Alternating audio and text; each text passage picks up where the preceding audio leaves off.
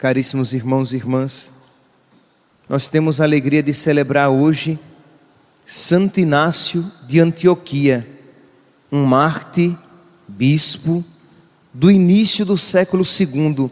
Foi martirizado mais ou menos no ano 105, 107, bem no início da era cristã. É um padre da igreja. Padre da igreja não é necessariamente um sacerdote. Padre da igreja é um título que se dá a um pai na fé para muitos cristãos. E eles historicamente, o período dos padres da igreja se inicia logo depois da era apostólica. Então, quem são aqueles que estiveram à frente das comunidades cristãs imediatamente após a morte dos apóstolos? São os padres da igreja. Então ele é um padre da igreja. Muito bem, Santo Inácio, ele foi preso, já era um bispo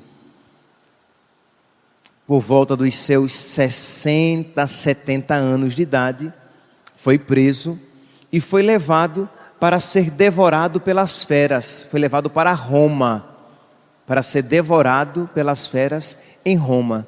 E muitos cristãos, no caminho, ele era um bispo, então ele era um homem que tinha alguma influência entre os cristãos. E muitos cristãos queriam livrá-lo da morte, queriam impedir que ele morresse.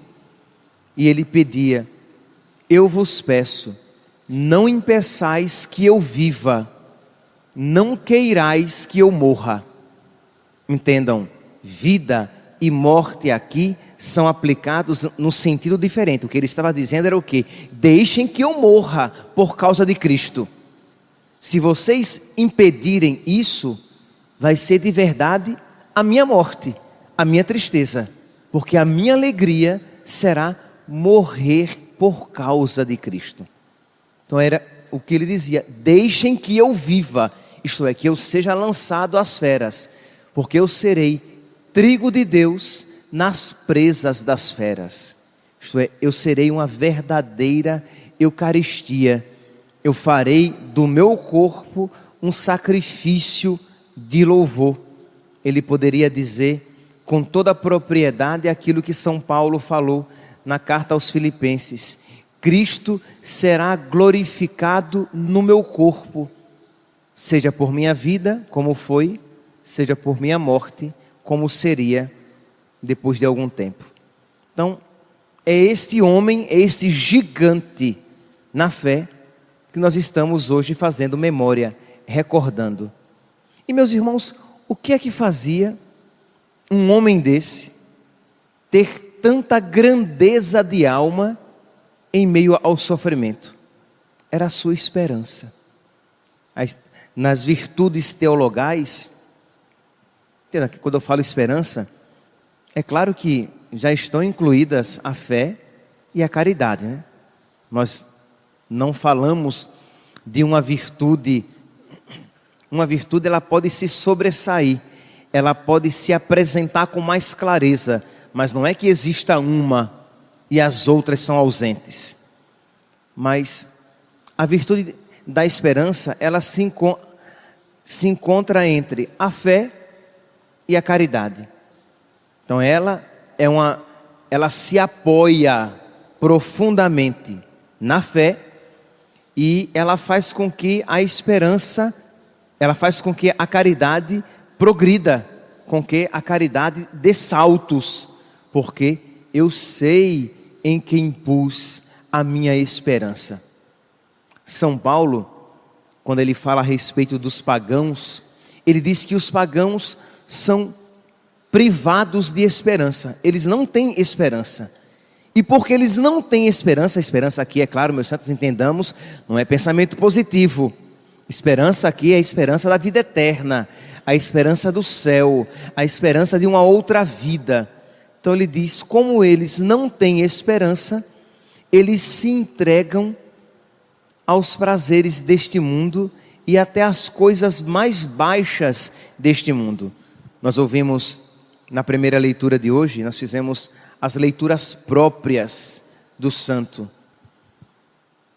Carta aos Filipenses, capítulo 3, versículo 18. Já vos disse muitas vezes, e agora repito, chorando, há muitos por aí que não têm esperança, que se comportam como inimigos da cruz. Isto é, como não têm esperança, eles são inimigos da cruz. O fim deles é a perdição. O Deus deles é o estômago, isto é aquilo que dá prazer. É aquilo que dá alguma satisfação neste mundo. A glória deles está no que é vergonhoso, e eles só pensam nas coisas terrenas.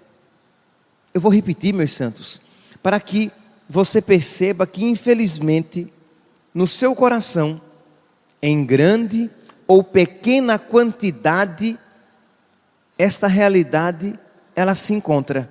Isto é, uma tentação à esperança. Nós não pensamos no céu, nós não desejamos o céu com todas as fibras do nosso ser. De modo que, como não desejamos o céu, como não esperamos o céu, como não sonhamos com o céu. Você vai dizer, não, padre, que é isso? Eu creio no céu. Sim, meu santo, sim, minha santa, você crê, mas a pergunta é, o céu, a esperança da vida eterna, é a força motriz da sua vida? É a energia de todos os seus atos? É a luz que ilumina todas as suas escolhas? É a seta que indica de verdade os caminhos por você seguidos? É a chama que aquece e alegra o seu coração? É o que dá sentido ao seu sofrimento e à sua alegria? Pois bem, percebemos que é, mas não tanto quanto deveria. Pois bem, então São Paulo, ele diz, ele está falando para os cristãos. Já vos disse muitas vezes, e agora repito chorando, há muitos. Aqui, ele não está falando apenas dos pagãos. É claro que esta afirmação aqui se aplica absolutamente com toda a perfeição aos pagãos, mas ele não está falando apenas aos pagãos. Ele não está falando apenas a respeito dos pagãos. Ele está falando à sua comunidade, aqueles que o ouviam. E ele diz, há muitos aqui que se comportam como se não tivessem esperança, como inimigos da cruz. E São Paulo diz, o fim destes é a perdição. O Deus destes é o estômago. A glória destes está no que é vergonhoso. E só pensam nas coisas terrenas. Então aqui ele vai como que dar um sopro de esperança nos corações e mentes dos cristãos, dos seus irmãos. Nós somos cidadãos do céu. É de lá que esperamos o nosso Salvador, o Senhor Jesus Cristo. É de lá que vem a nossa esperança. Ele transformará o nosso corpo humilhado e o tornará semelhante ao seu corpo glorioso. Então São Paulo, ele chama os cristãos à verdadeira esperança. Nós somos cidadãos do céu. Meus irmãos, esta realidade, esta afirmação é um dom de Deus. Então, é uma realidade que não se alcança com as nossas forças humanas, isto é, eu vou crer, eu vou crer, eu vou crer, eu vou agora mais do que nunca esperar. Não basta apenas a sua boa vontade, você precisa suplicar a Deus a graça para que esta realidade tome conta do seu coração, para que você de verdade espere em Deus. Espera no Senhor e tem coragem, espera no Senhor. E a esperança e a fé e a caridade estão juntas. Se você espera o céu, essa sua esperança está fundada na fé, no céu em que você crê. E se você espera o céu, a vida eterna, a glorificação do seu corpo, você procurará imitar na sua vida as atitudes de Cristo. Você vai procurar viver a caridade, porque você sabe que é unindo-se a Cristo que você alcança aquilo que você espera. Por isso que o evangelho próprio de hoje é tão adequado, a gente consegue até ver mesmo a vida de Santo Inácio aqui. Se o grão de trigo que cai na terra não morre, ele continua só um grão de trigo, mas se morre, ele produz muito fruto. Então aquele bispo que aceitou se configurar a Cristo e encontrou naquela sua configuração a Cristo a sua alegria. Nós temos um texto, palavras suas, palavras dele, que nos enchem de alegria e ao mesmo tempo de vergonha.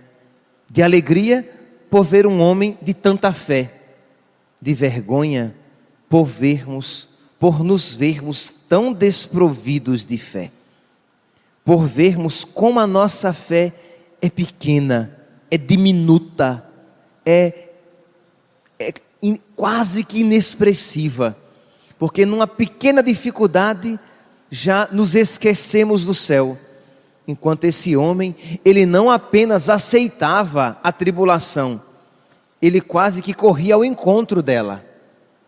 Ele não apenas aceitava a cruz, mas ele se agarrava a ela e dizia: ninguém atire de mim, porque eu quero me configurar ao meu Senhor, eu quero ser muito parecido com Ele. Eu sou, palavras de Santo Inácio de Antioquia, eu sou o trigo de Deus e serei moído pelos dentes das feras para ser apresentado como o pão puro de Cristo. Serei triturado pelas feras, eu vou me sacrificar e assim eu serei purificado para ser apresentado a Cristo. Para mim é melhor morrer para ir ao encontro de Cristo do que reinar sobre as extremidades da terra. Isto é, ele está dizendo com outras palavras aquilo que Jesus disse: que vale ao homem ganhar o mundo inteiro e perder a sua alma. Então ele diz: para mim é melhor morrer por causa de Cristo do que ter todos os prazeres do mundo, reinar sobre as extremidades da terra. Nós ouvimos, aqui é uma outra maneira de dizer aquilo que nós ouvimos no domingo a respeito da sabedoria, quando Salomão, no livro da sabedoria, dizia: eu prefiro a sabedoria aos cetros e tronos. Isto é, eu prefiro a sabedoria, Deus, eu prefiro as realidades espirituais aos poderes e prazeres que o mundo pode oferecer. Nós de verdade podemos, de limpa alma, de cara limpa, repetir isso com toda a verdade? Será que de verdade todos aqui podem dizer: eu prefiro a sabedoria de Deus à glória do mundo? Eu prefiro a sabedoria de Deus, eu prefiro ter Deus e perder toda a saúde do corpo.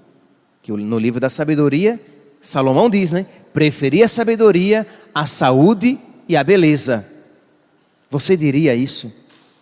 Você estaria disposto a perder a saúde e a beleza, mas não perder Deus? Mas não diga isso rapidamente como frase feita. Sim, padre.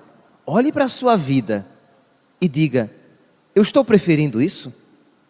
É isso mesmo que os meus atos estão dizendo?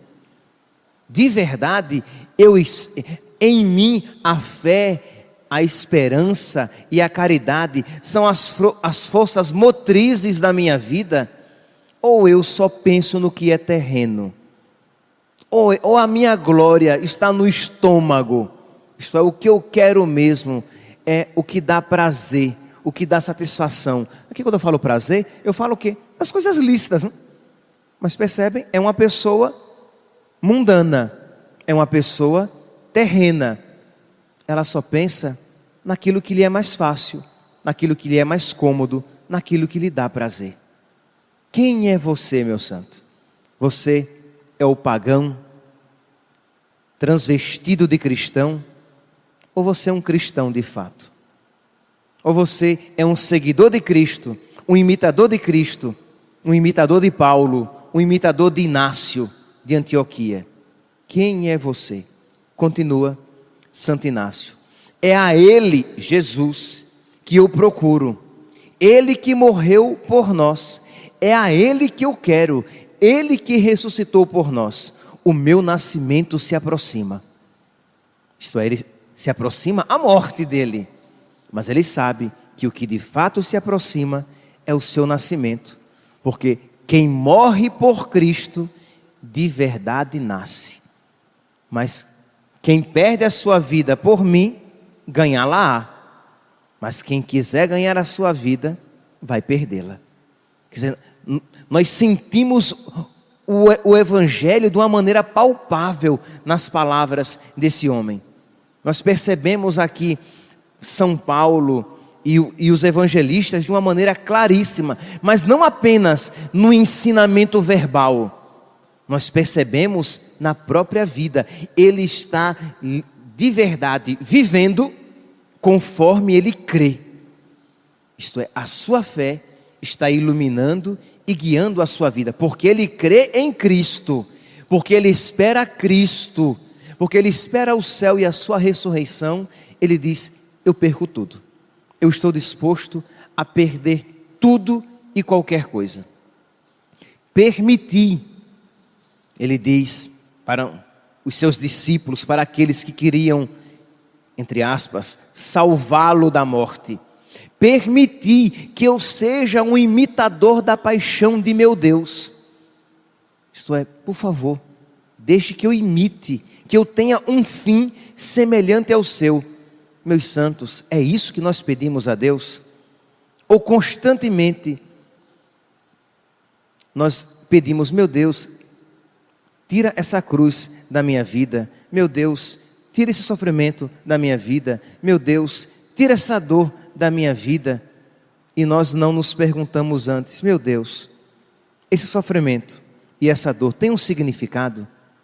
Isso de alguma maneira vem de ti para me cristificar, para me configurar a ti? Se assim for, Senhor, seja feita a tua vontade. Eu aceito, Senhor, porque embora doloroso, isso é um remédio para a minha alma. Embora doloroso, isso vai lapidar a minha imagem, vai me tornar mais parecido contigo. Dá-me apenas, Senhor, a tua graça para aceitar sem revolta a dor, a tribulação, a cruz. Permiti que eu seja um imitador da paixão de meu Deus. Meu desejo terreno foi crucificado. Já não há em mim ardor para amar a matéria. Crê em Deus Pai Todo-Poderoso. Vou repetir. Meu desejo terreno foi crucificado. Lembra de São Paulo aqui? Que só tem alegria no que é terreno? Sua alegria está no que é terreno? A primeira leitura de hoje, que diz: o seu Deus é o estômago, a glória deles está no que é vergonhoso, e só pensam nas coisas terrenas. Quem não tem esperança, só pensa nas coisas terrenas, porque só tem aqui e agora. Já este, que tem a esperança de uma outra vida, ele crucificou a sua vontade terrena. Meu desejo terreno foi crucificado, e já não há em mim ardor para amar a matéria, mas uma água viva murmura dentro de mim, dizendo: vem para o Pai. Ele que se encaminhava para ser triturado pelas feras, ele se sentia impulsionado por aquela voz, como uma água que dentro dele murmurava: vem para o Pai. Meus irmãos, nós estamos celebrando este grande homem. Nós olhamos para o nosso coração e vemos que nós somos doentes, carentes de esperança, carentes de fé. E porque carentes de fé e de esperança, carentes de caridade, isto é, não temos um amor caridade, um amor verdadeiro. Peçamos a Deus, por intercessão de Santo Inácio, que nos conceda esta esperança, que nós de verdade desejemos o céu, desejemos a vida eterna, desejemos estar com Ele. Não é assim que a segunda leitura, a primeira leitura de hoje diz: nós somos cidadãos do céu, de lá aguardamos nosso Salvador, o Senhor Jesus Cristo. Ele transfigurará o nosso corpo humilhado e o tornará semelhante ao seu, e nós estaremos juntos dele. Então pedir a nosso Senhor que Ele ponha no nosso coração. A nossa parte é pedir, suplicar, recebendo Jesus na Eucaristia, ou depois dessa homilia, ou na hora do ofertório, durante toda a missa, essa súplica: meu Deus, transfigura o meu coração, põe no meu coração uma fome de Ti, tira do meu coração a fome exagerada que eu tenho das coisas passageiras, tira do meu coração o encanto louco que eu tenho pelas realidades efêmeras. Coloca no meu coração um encanto por Ti, que eu Te ame de verdade, que eu Te busque de verdade, que eu de verdade espere em Ti. Que cada um, meus santos, com as suas palavras, mas a partir da sua vida, não uma oração criada, mas uma oração que parte da própria limitação e das próprias feridas, vendo quão miserável que cada um é, quão pequena é a fé que cada um aqui tem, mas confiando no amor e na misericórdia de nosso Senhor, que quer nos dar isso que Ele deu a São Paulo, isso que Ele deu a Santo Inácio de Antioquia, isso que Ele deu a São Lucas, a quem iremos celebrar amanhã, isso que Ele deu a todos os santos, e quer dar a cada um de nós. O problema é que nós, muitas vezes, não queremos receber.